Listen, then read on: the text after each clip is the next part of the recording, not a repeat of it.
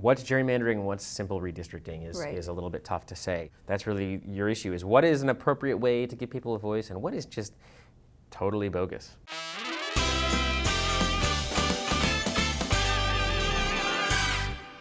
One of the main questions that we've gotten from people is kind of wondering, all right, I hear gerrymandering thrown around a lot.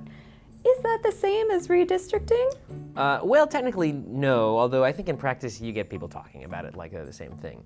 Not all redistricting is gerrymandering. I guess all gerrymandering is redistricting. But you get districts that are weird and funky that are not necessarily gerrymandered in any kind of unethical way. They're just built in that way for sometimes very reasonable reasons. Sometimes they're totally wacky. Okay, so when we look around the country, what are some of the kind of most egregious examples of suspected gerrymandering? I'm glad you asked. So this is Maryland's 3rd district, which you don't need to see exactly what's going on there to understand how wacky it is, but you've got Annapolis down here at the bottom, and it goes way out west, and it's got parts of Baltimore and north of Baltimore. They also have to be totally contiguous, which is why you see this kind of wandering around, and it's going to touch in all those places, sometimes by tiny amounts. Another one of my favorite ones here is the North Carolina 12th district, which goes from Greensboro and Winston-Salem all the way down to parts of Charlotte, and it basically follows Interstate 85. There's this great old quote from a state legislator saying that if you drove down the highway with both doors of your car open, you could kill most of the people in the district. The idea there is, again, to get in a lot of black voters in those places and create a district that's going to have lots of black voters, probably almost certainly elect a Democrat, and then keep those voters out of rural areas where there are white voters.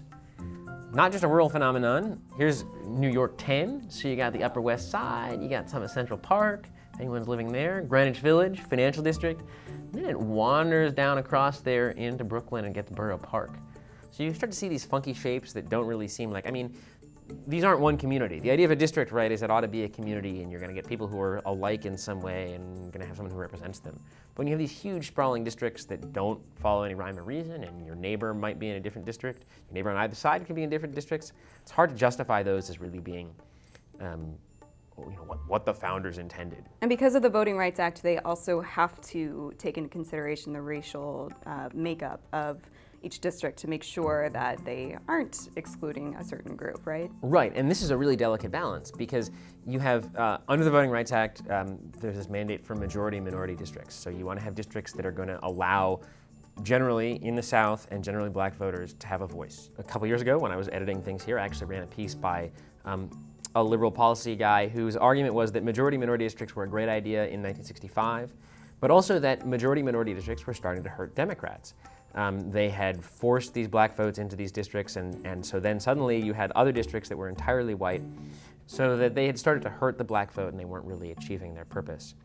So you get a lot of debate about whether or not these Voting Rights Act reforms whether they're positive things and whether they still make sense now. So what are some of the proposed solutions on the table, or just basic reform measures when it comes to redistricting? Sure. So if you think about this, it's a bunch of partisan hacks in state legislatures who are going in and drawing these lines to keep themselves safe. It's all partisan gamesmanship. So the obvious solution is take it out of the hands of partisans. I think the problem with eliminating gerrymandering is that, one, there's no accepted definition for what isn't a gerrymander. It's like the pornography thing. You know it when you see it. But the courts have disagreed about what is a gerrymander and what's a redistrict. They've disagreed about when a partisan redistricting is okay and when it isn't. There's sort of conflicting precedents. They disagreed about what's a racial gerrymander and what's simply creating a majority-minority district. So there are a lot of things we can do, I think, to make this issue better. But as long as you have changing districts and you have changing populations and you have communities that are organic and move around, you're never going to be able to get rid of every situation where people think that a district has been drawn in a screwy way.